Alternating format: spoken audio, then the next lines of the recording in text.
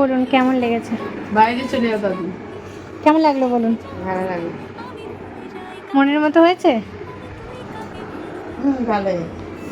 আমি একটা কথা চোখটা বন্ধ করুন।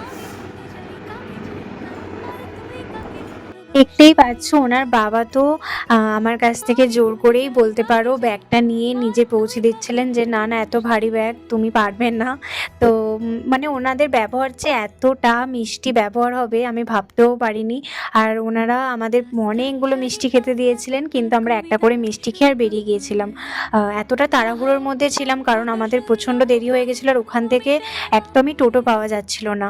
তো কোনো রকমভাবে আমরা সেকেন্ড লোকেশানে পৌঁছাই।